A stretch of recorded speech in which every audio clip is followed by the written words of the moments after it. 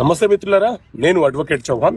మిత్రులారా, ఒక కేసులోని విషయం ఏంటి అంటే, ఒక తండ్రికి ముగ్గురు వారసులు.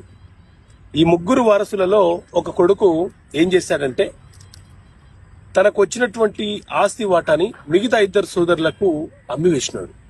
కానీ ఏ పద్ధతిలో అమ్మివేసినాడు అని అంటే, సాధారణంగా ఒక తెల్ల పేపర్ రాసి, నా వాటా మీకు అమ్మేస్తున్నాను, నేను ఈ ప్రాంతం నుంచి వేరే ప్రాంతంలోకి వెళ్ళి సెటిల్ అవుతున్నాను అని చెప్పి ఒక పేపర్ రాసేసి వాళ్ళకి అమ్మేసి పొజిషన్ అప్పగించి వెళ్ళిపోయినాడు.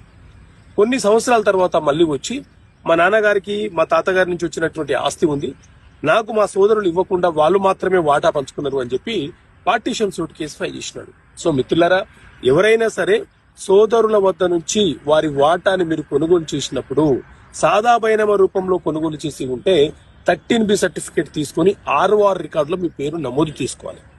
లేదా వారి వాటాన్ని కొనుగోలు చేసేటప్పుడు త్రూ రిజిస్ట్రేషన్ ద్వారా వారి వాటాన్ని కొనుగోలు చేసి వారి కుమారులు మేజర్లై ఉంటే వారి సంతకాలను కూడా విట్నెస్ కాలంలో సంతకాలను తీసుకొని కొనుగోలు చేయాలి. లేకపోతే నష్టపోయే ప్రమాదం ఉంటుంది. వాళ్ళు ఎప్పుడైనా సరే పార్టీషన్ సూట్ కేసు వేసే ప్రమాదం ఉంటుంది. తస్మాత్ జాగ్రత్త.